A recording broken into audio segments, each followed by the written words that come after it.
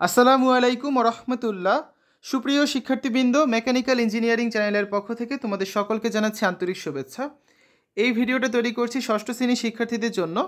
2025 সালে ষষ্ঠ শ্রেণীর বাংলাদেশ ও বিশ্ব পরিচয় এই বইয়ের প্রথম অধ্যায় সমাজ বিবর্তনের ইতিহাস, তার প্রথম পর্বে আজকে আমরা বেশ কিছু প্রশ্নের উত্তর দেখব। ঠিক আছে, পিন কমেন্টে প্রত্যেকটি ক্লাসের প্লেলিস্টের লিঙ্ক দেওয়া আছে, তোমাদের যার যে বিষয়ের ভিডিও দরকার খুব সহজেই তোমরা দেখে নিতে পারবে। ষষ্ঠ শ্রেণী বাংলাদেশ ও বিশ্ব পরিচয় 2025 শিক্ষাবর্ষের জন্য বইটা কিছুটা পরিমার্জিত করা হয়েছে।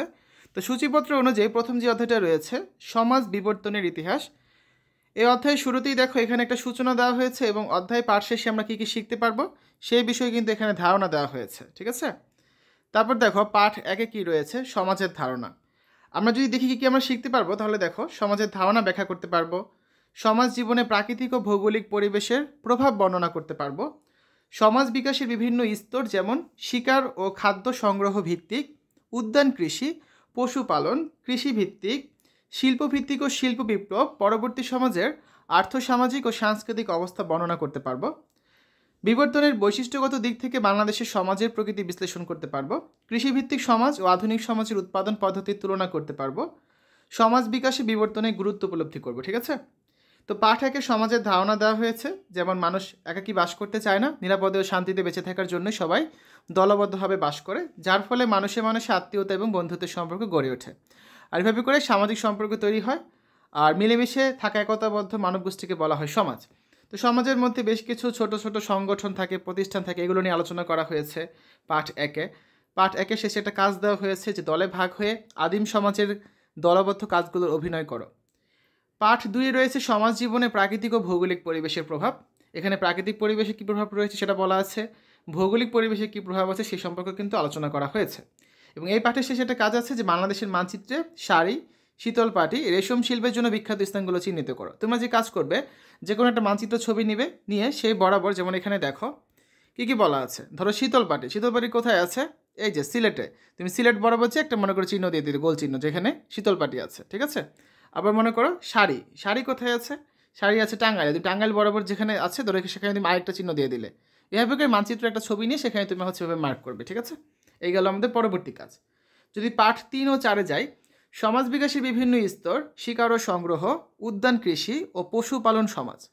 এখানে দেখো সমাজ পরিবর্তনকে 6টা ভাগে ভাগ করা হয়েছে: শিকার ও সংগ্রহ ভিত্তিক সমাজ, উদ্যান কৃষিভিত্তিক সমাজ, পশুপালন সমাজ, কৃষিভিত্তিক সমাজ, শিল্পভিত্তিক সমাজ এবং শিল্প বিপ্লব পরবর্তী সমাজ।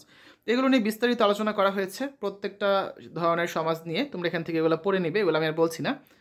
এরপর অধ্যায়ের শেষে কিছু অনুশীলন আছে, আমরা সেগুলো সমাধান করব। তার আগে এই পাঠের শেষে কী কাজ রয়েছে দেখি। দলে ভাগ হয়ে উল্লিখিত 3টি সমাজের বৈশিষ্ট্য চিহ্নিত করে উপস্থাপন করো। ঠিক আছে, এটা দলগত কাজ। তো এখানে প্রতিটা সমাজ নিয়ে বৈশিষ্ট্যগুলো লেখা আছে, তোমরা এখান থেকে এগুলো দলগতভাবে আলোচনা করবে, এর বাইরে কিছু না কিন্তু। তারপর পাঠ 5 ও 6 রয়েছে সমাজ বিকাশের বিভিন্ন স্তর, কৃষি, শিল্প ও শিল্প বিপ্লব পরবর্তী সমাজে। বাকি 3টা সমাজ ব্যবস্থা, 3টা নিয়ে আমরা আগের পাঠে আলোচনা করেছি, আর এই পাঠে আলোচনা করব বাকি 3টা নিয়ে। তো এইভাবে সেমভাবে এখানে কৃষিভিত্তিক সমাজ, তারপর শিল্পভিত্তিক সমাজ এবং এরপরে শিল্প বিপ্লব পরবর্তী যে সমাজ তা নিয়ে আলোচনা করা হয়েছে। কাজটা কি, দলে ভাগ হয়ে কৃষিভিত্তিক ও শিল্পভিত্তিক সমাজের বৈশিষ্ট্য চিহ্নিত করা। অর্থাৎ এই যে 4 নাম্বার আর 5 নাম্বার যে সমাজ ব্যবস্থা রয়েছে, শিল্পভিত্তিক আর কৃষিভিত্তিক, এগুলো বৈশিষ্ট্যগুলো তোমরা দলগতভাবে আলোচনা করবে। ঠিক আছে, এর পরবর্তী পাঠে রয়েছে পাঠ 7 বাংলাদেশের সমাজের প্রকৃতি। যতক্ষণ তো আমরা বিভিন্ন ধরনের সমাজ ব্যবস্থা সম্পর্কে জানলাম, এখন দেখব আমাদের বাংলাদেশে কোন ধরনের সমাজ ব্যবস্থা চলছে সে সম্পর্কে এখানে আলোচনা করা হয়েছে। তোমরা এগুলো এখান থেকে পড়ে নেবে।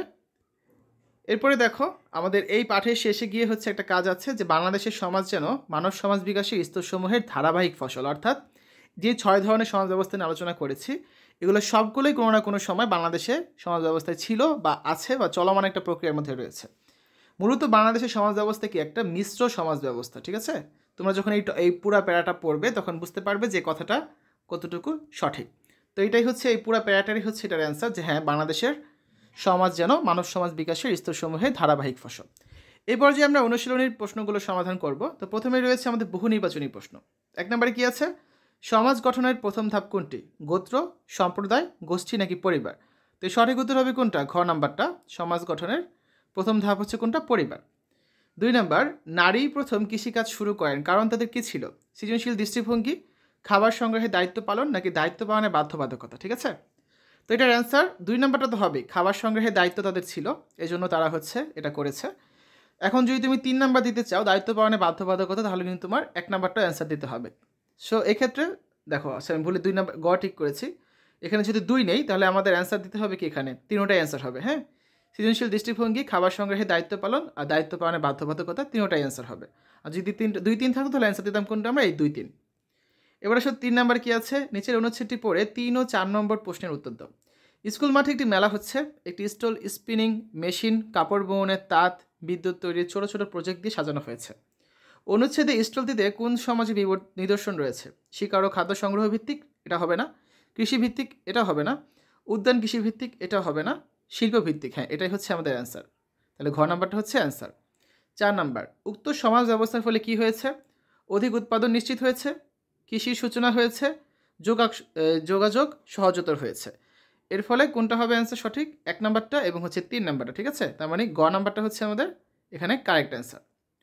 আসলে সৃজনশীল প্রশ্নের উত্তর দেখবো এখন আমরা। এখানে একটা সৃজনশীল প্রশ্ন রয়েছে, একটা উদ্দীপক দেওয়া আছে যেখানে দুইটা চিত্র আছে। চিত্র 1-এ দেখতে পাচ্ছি একটা লোকের হাতে হচ্ছে একটা কোনো অস্ত্র, আর চিত্র 2-এ হচ্ছে এখানে কৃষিকাজ করা হচ্ছে, সেটা বোঝানো হচ্ছে।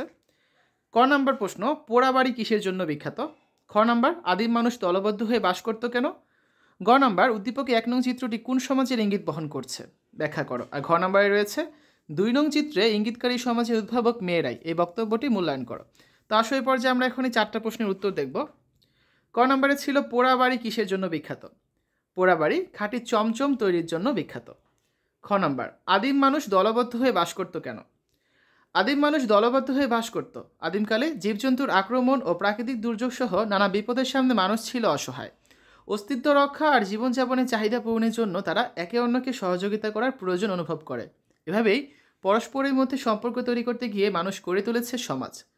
মূলত নিরাপদে ও শান্তিতে বেঁচে থাকার জন্য সবাই দলবদ্ধভাবে বাস করত, যার ফলে মানুষের মানুষে আত্মীয়তা ও বন্ধুত্বের সম্পর্ক গড়ে ওঠে। গ নম্বর, উদ্দীপকের 1 নং চিত্রটি কোন সমাজের ইঙ্গিত বহন করছে? ব্যাখ্যা করো। উদ্দীপকের 1 নং চিত্রটি শিকার ও খাদ্য সংগ্রহ ভিত্তিক সমাজের ইঙ্গিত বহন করছে। শিকার ও খাদ্য সংগ্রহ ভিত্তিক সমাজ হচ্ছে মানব সমাজের আদিমতম রূপ। তখন স্থায়ী কোনো ঘরবাড়ি ছিল না, মানুষ গুহায় ও বন জঙ্গলে বাস করত। প্রাকৃতিক সম্পদ ছিল প্রচুর, কিন্তু এই সম্পদকে ব্যবহার করে খাদ্য উৎপাদন করতে শেখেনি। বন জঙ্গল থেকে তারা খাবার খুঁজে নিত আর শিকার করত। খাবারের খোঁজে তারা এক জায়গা থেকে অন্য জায়গায় ঘুরে বেড়াতো। ফলমূল সংগ্রহ, পশু পাখি ও মৎস্য শিকার ছিল আদিম সমাজের প্রধান কাজ। যখন শিকার মিলত তখন তারা খেত, শিকার না মিললে উপোস থাকতে হতো। মেয়েরা ফলমূল সংগ্রহ করত আর পুরুষেরা শিকার করত। সে সময় পাথরই ছিল একমাত্র হাতিয়ার, আর এ কারণেই এই সমাজকে প্রাগৈতিহাসিক বা প্রস্তুত যুগের সমাজও বলা হয়। এই সমাজের উল্লেখযোগ্য হাতিয়ারগুলো হচ্ছে খাঁজকাটা বল্লম, মাছ ধরার হারপুন এবং হাড়ের সুই ইত্যাদি। শীত ও রোদ বৃষ্টি থেকে রক্ষা পাওয়ার জন্য মানুষ গাছের ছাল ও লতাপাতা এবং পশুর চামড়া ব্যবহার করত। এ সমাজের মানুষ কোনো শক্তিশালী সংগঠন ও প্রতিষ্ঠান গড়ে তুলতে পারেনি। মানুষকে তখন খাবারের সন্ধানে এক জায়গা থেকে আরেক জায়গায় ছুটে বেড়াতে হতো। এখন 1 নং চিত্রে আমরা দেখতে পাচ্ছি একটা লোকের হাতে একটা যন্ত্র, মানে একটা হচ্ছে অস্ত্র রয়েছে যার দ্বারা সে শিকার করবে। তাহলে আমরা কি বলতে পারি? 1 নং চিত্রটা হচ্ছে আমাদের এই সমাজেরই অন্তর্ভুক্ত, ঠিক আছে? ঘ নাম্বার প্রশ্ন, 2 নং চিত্রে ইঙ্গিতকারী সমাজের উদ্ভাবক মেয়েরাই, এই বক্তব্যটি মূল্যায়ন করো। 2 নং চিত্রে ইঙ্গিতকারী সমাজ হচ্ছে উদ্যান কৃষিভিত্তিক সমাজ। 2 নং চিত্রে ইঙ্গিতকারী সমাজের উদ্ভাবক মেয়েরাই, এই কথাটি সম্পূর্ণ যথার্থ। উদ্যান কৃষিভিত্তিক সমাজে খাদ্য সংগ্রহকারী মানুষ খাদ্য উৎপাদনকারীতে পরিণত হয়। সমাজবিজ্ঞানীরা বলেন মেয়েরাই কৃষিকাজের উদ্ভাবন করেছে। আদিম সমাজে পুরুষেরা যেত শিকারের সন্ধানে, ফলমূল আহরণের ভার ছিল মেয়েদের উপর। ফলমূল সংগ্রহ করতে গিয়ে কখনো তারা নিয়ে আসতো বুনো গম ও বার্লি, মেটে আলু, কচুর মূল ও কন্দ।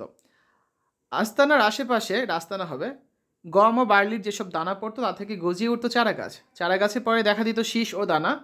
এ ধরনের ঘটনা থেকে বীজ ছিটিয়ে খাওয়ার উপযোগী শস্য পাওয়ার ধারণা সৃষ্টি হয়। কৃষিকাজের এই পর্যায়কে বলা হয় উদ্যান চাষ। এক্ষেত্রে প্রথমে মেয়েরা তাদের বসবাসের আশেপাশে পতিত জমিতে একটি লম্বা লাঠি বা পশুর শিং দিয়ে মাটি চিরে গর্তে বীজ ফেলে ফসল ও ফলমূল উৎপাদন করত। ফসল পাকলে পশুর চোয়ালের হাড় দিয়ে ফসল কাটত। তবে প্রয়োজনের বেশি ফসল তারা উৎপাদন করেনি। এক জায়গায় বারবার এমন ফসল ফলানো যেত না বলে তাদের জীবন ছিল যাযাবর প্রকৃতির। তো শিক্ষার্থীরা, এই হচ্ছে আজকে আলোচনা। এতক্ষণ আমরা তোমাদের 6ষ্ঠ শ্রেণীর 2025 সালের বাংলাদেশ ও বিশ্ব পরিচয় যে বইটা দেওয়া হয়েছে তার প্রথম অধ্যায় সমাজ বিবর্তন ইতিহাস, এই অধ্যায়টা নিয়ে আমরা সম্পূর্ণ আলোচনা করেছি। আমরা আজকের এই ভিডিওতে প্রথম অধ্যায় একেবারে ডিটেলস প্রথম থেকে শেষ পর্যন্ত কোন কাজের অ্যান্সার কীভাবে করতে হবে এবং অনুশীলনী শেষে যে বহু নির্বাচনী প্রশ্ন সৃজনশীল রয়েছে এগুলো সমাধান করে দিয়েছি। এই জন্য এটা পর্ব 1। তারপরে তোমরা যদি মনে করো যে তোমাদের কাজের উত্তরগুলো দেওয়া উচিত, অবশ্যই আমাকে কমেন্টে বলবে, আমি প্রত্যেকটা কাজের উত্তর তোমাদেরকে আবার দিয়ে দিব, ঠিক আছে? সেটা হচ্ছে 2 নম্বর পর্বে আমরা আলোচনা করতে পারি। তো শিক্ষার্থীরা, পিন কমেন্টে প্রত্যেকটি ক্লাসে প্লেলিস্টের লিঙ্ক দেওয়া থাকবে। তোমাদের যদি অন্য কোনো বিষয়ের ভিডিও দরকার হয় তোমরা অবশ্যই সেখান থেকে দেখে নিতে পারবে। তো আজ এখানে বিদায় নিচ্ছি। আমাদের চ্যানেলের অন্যান্য ভিডিওগুলো দেখার আমন্ত্রণ জানিয়ে আজ এখানে বিদায় নিচ্ছি। আল্লাহ হাফেজ।